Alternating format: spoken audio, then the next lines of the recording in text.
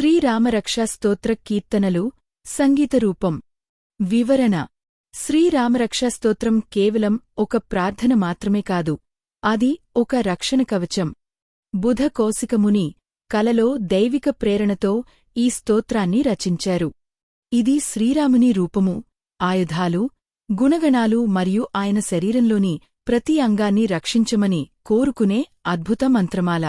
ఈ కీర్తనలలో మొదటిది స్తోత్రారంభాన్ని మరియు ధ్యానాన్ని, రెండవది అంగరక్షా క్రమాన్ని, మూడవది రాముని దివ్య గుణాలను, నాలుగవది ఫలశ్రుతి మరియు శరణాగతిని వివరిస్తుంది. ద RRMA ఆరిక స్తోత్రం is not merely a hymn, but a divine shield of protection. Composed by sage Buddha Kaushika through the inspiration of Lord Shiva in a dream, it invokes Lord RMA's form, his weapons, his qualities, and seeks his safeguarding of every limb and every aspect of life. This sacred kavacham is said to remove fear, grant peace, and bestow victory. Through these kirtanas, we sing the stotram in musical form, beginning with dhyana, moving through the protective verses, celebrating RMA's divine qualities, and concluding with the Falashruti and surrender. Shriram रक्षा स्तोत्र कीर्तनलु श्रीराम रक्षा स्तोत्र कीर्तनलु श्रितजनपालकं सिद्धमन्त्रम् बुधकौशिकमुनिहृदयप्रकाशम् भवभयहरणं परमपवित्रम्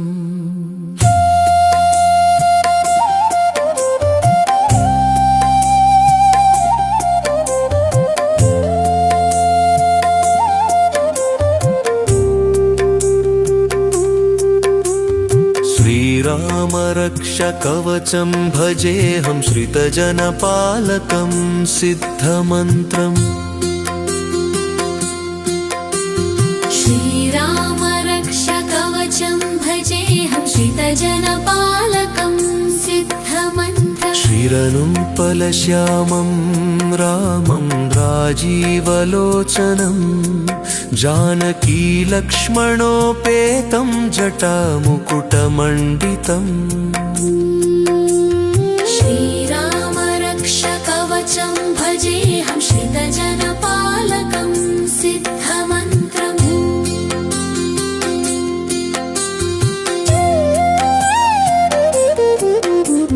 सासितूणधनुर्बाणपाणिन्नक्तं चरान्तकं स्वलीलय जगत्त्रातुनाविर्भूतम् अजं विभुम्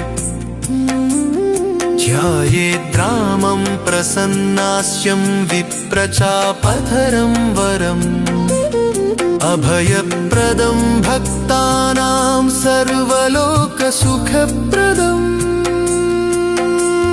श्रीरामरक्षकवचं भजेऽहं श्रितजनपालकं सिद्धमन्त्रम्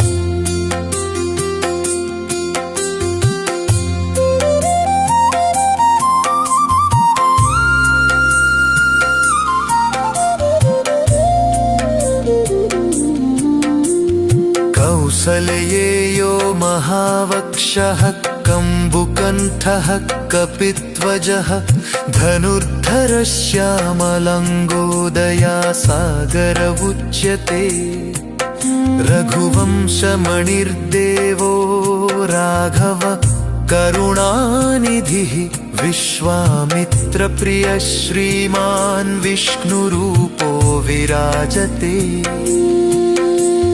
श्रीरामरक्षकवचं भजेऽहं श्रितजनपालकं सिद्धमन्त्रम्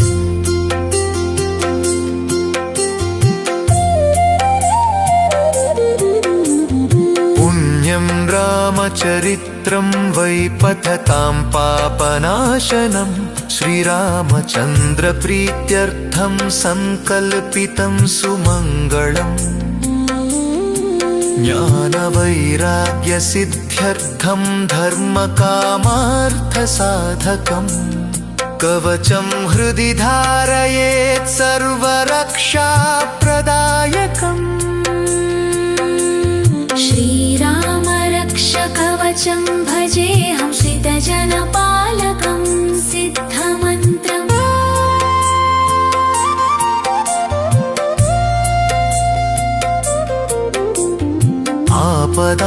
आपदामपहर्तारं दातारं सर्वसम्पदां लोकाभिरामं श्रीरामं भूयो भूयो नमाम्यहम् भक्तरक्षणदीक्षायं बद्धकङ्कणमाश्रये श्रीराम रक्ष कवचं जीवनस्य सुरक्षकम् श्रीराम रक्ष कवचं भजेऽहं श्रितजनपालकं सिद्धमन्त्रम्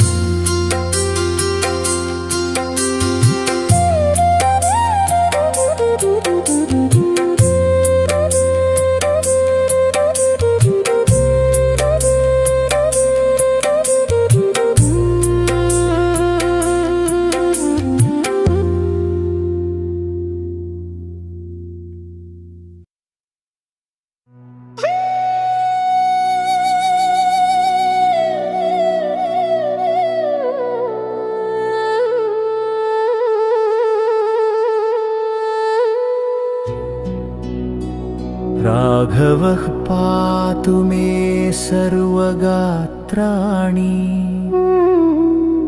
रामचन्द्रः सदा रक्षतु माम्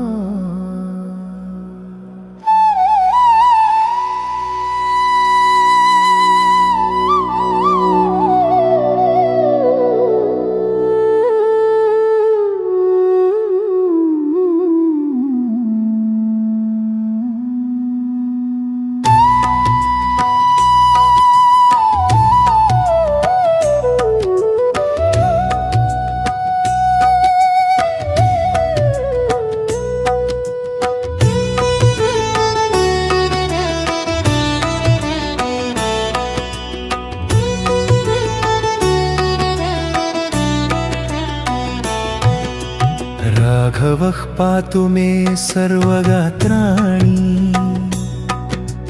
रामचन्द्रः सदा रक्षतु माम् राघवः पातु मे सर्वगात्राणि रामचन्द्रः सदा रक्षतु माम् शिरो मे राघवः पातु भालं दशरथात्मजः कौसल्येयो दृशौ पातु विश्वामित्रप्रियश्रुती शिरो मे राघवः पातु भालं दशरथात्मजः कौसल्येयो दृशौ पातु विश्वामित्रप्रियश्रुती राघवः पातु मे सर्वगात्राणि रामचन्द्रः सदा रक्षतु माम्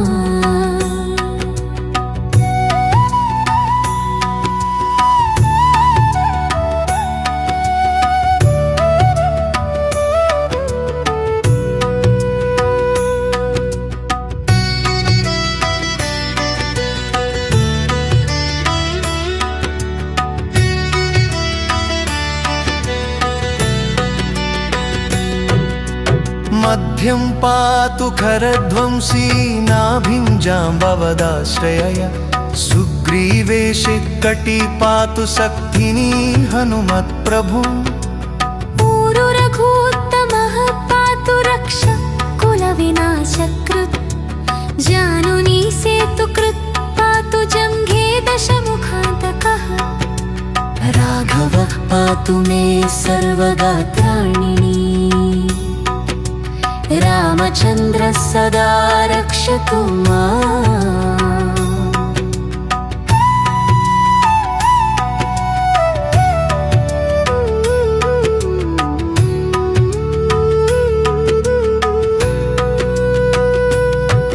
न द्रष्टुं द्रष्टुमपि शक्तास्ते रक्षितं रामनामभिः रामेति रामभद्रेति रामचन्द्रेति वा स्मरन् नरो न लिप्यते पापैर्भुक्तिं मुक्तिं च विन्दति जगच्चैत्रैकमन्त्रेण रामनाम्नाभिरक्षितम् राघवः पातु मे सर्वगात्राणि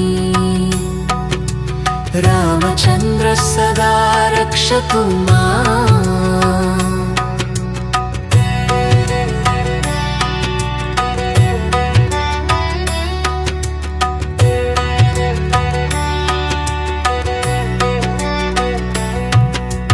यः कण्ठे धारयेत् तस्य करस्थः सर्वसिद्धयः वज्रपञ्जरानामेदं कवचं रामसंश्रितम् अव्याहतगतिस्तस्य सर्वत्र जयमङ्गलम् राम रक्ष महामन्त्रं सर्वव्याधिनिवारणम् राघवः पातु मे सर्वगात्राणि रामचन्द्रः सदा रक्षतु माम्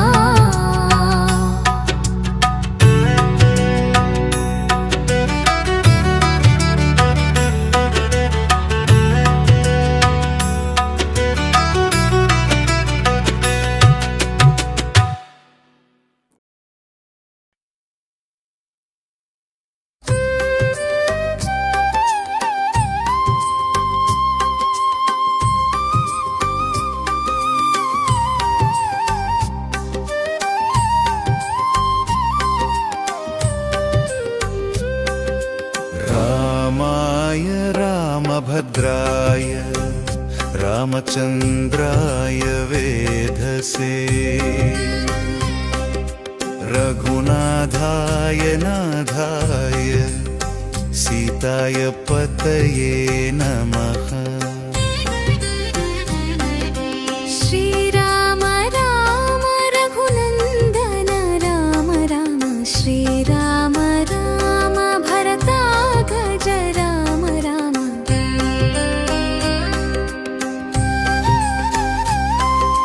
श्रीराम राम रणकर्कश राम राम श्रीराम राम शरणं भव राम राम मनोजवं मारुततुल्यवेगं जितेन्द्रियं बुद्धिमतां वरिष्ठम् वातात्मजं वानरयूथमुख्यं श्रीरामदूतं शरणं प्रपद्ये रामाय रामभद्राय रामचन्द्राय वेधसे रघुनाथाय नाथाय सीताय पतये नमः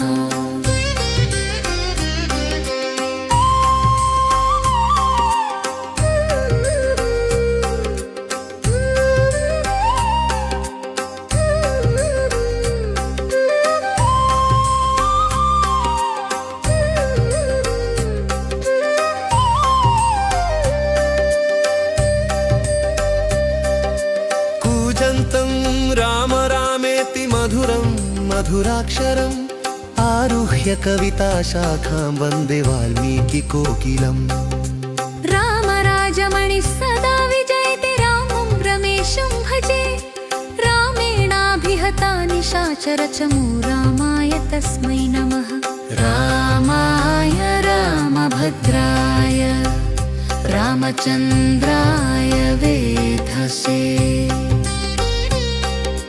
रघुनाथाय नाथाय सीताय पतये नमः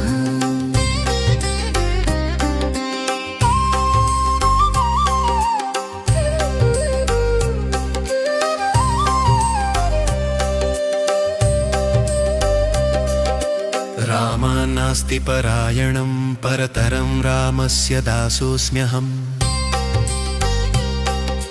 रामे चित्तलयः सदा भवतु मे भो राम मामुद्धर माता रामो मत्पिता रामचन्द्रस्वामी रामो मत्सख रामचन्द्रः सर्वस्वं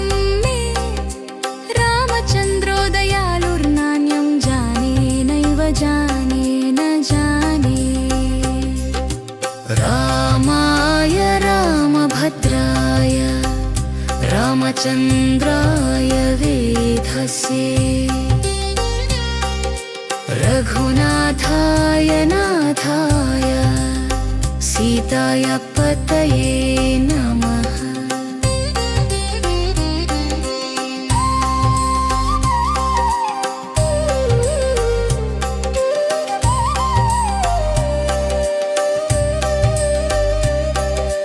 दक्षिणे लक्ष्मणो यस्य वामे च जनकात्मजा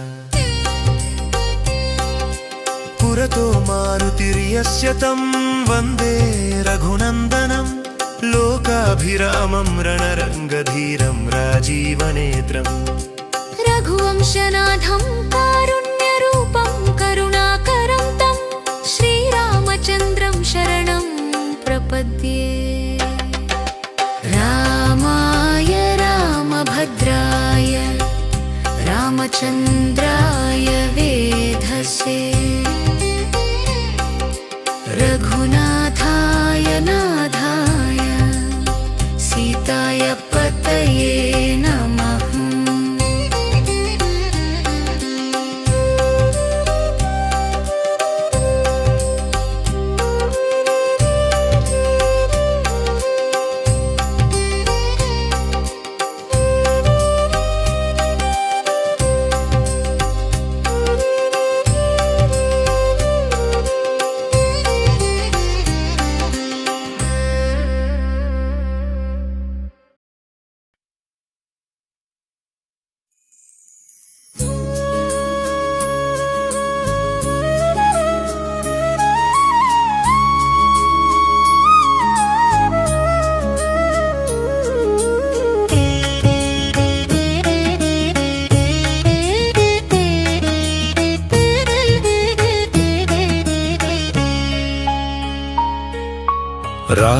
रामनामामृतं पिब रामनामामृतं पिब सर्वरोगनिवारणं सर्वसौख्यप्रदायकम्। रामनामामृतं पिब रामनामामृतं पिब सर्वरोगनिवारणं सर्वसौख्यप्रदायकम्। बुधकौशिकमुनिप्रोक्तं रामरक्षासुशोभनं यः पठेत् शृणुयाद्वापि तस्य विष्णुः प्रसीदति। स्वप्ने प्रसादितमिदं बुधकौशिकमुनिना यथा लिखितवान् प्रातः तथा लोकसुखावहम्। रामरक्ष पठनित्यं सर्वविघ्नैः प्रमुच्यते यमदूतैः न पीड्येत रामभक्तः स धन्यवान्।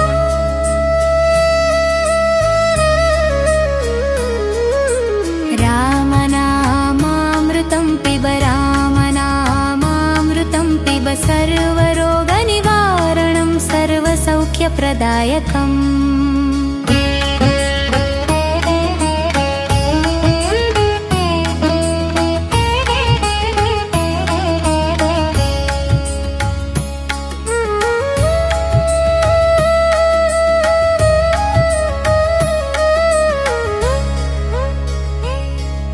यत्र यत्र रघुनाथकीर्तनं तत्र कृतमस्तकाञ्जलिं बाष्पवारि परिपूर्णलोचनं मारुतिं नमत राक्षसान्तकम्। रामेति राम रामेति रमे रामे मनोरमे सहस्रनाम तत्तुल्यं रामनामावरानने।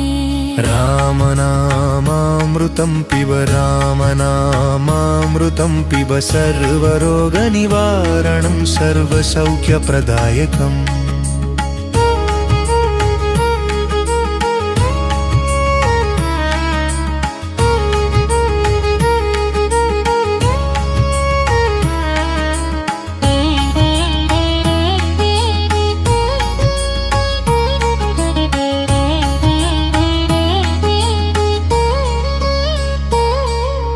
इति श्रीरामरक्षाख्यं कवचं सर्वसिद्धये भक्त्या पठन्ति ये मर्त्यः तेषां मुक्ति न संशयः सर्वमङ्गलमाङ्गल्यं सर्वपापप्रणाशनं श्रीरामकवचं दिव्यम् इहलोकपरत्रदाम् रामनामामृतं पिब रामनामामृतं पिब सर्वरोगनिवारणं सर्वसौख्यप्रदायकम्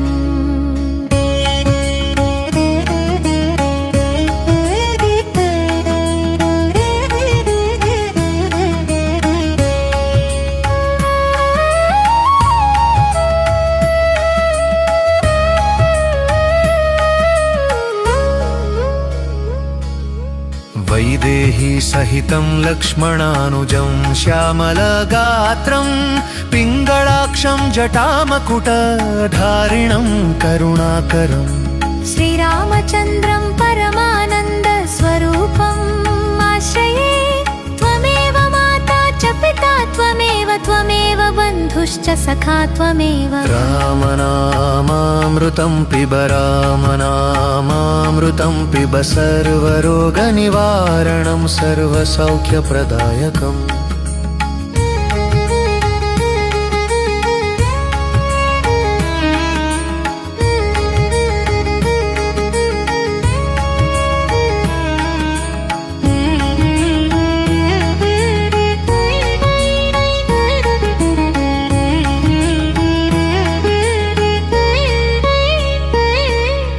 कायेन वाचा मनसेन्द्रियैर्वा बुद्ध्यात्मना वा प्रकृतिस्वभावात् करोमि यद्यत् सकलं परस्मै नारायणायेति श्रीरामरक्षास्तोत्रम् इदं सम्पूर्णं शुभं भवेत् श्रीरामचन्द्रार्पणमस्तु मङ्गलं जय मङ्गलम् रामनामामृतं पिब रामनामामृतं पिब सर्वरोगनिवारणं सर्वसौख्यप्रदायकम्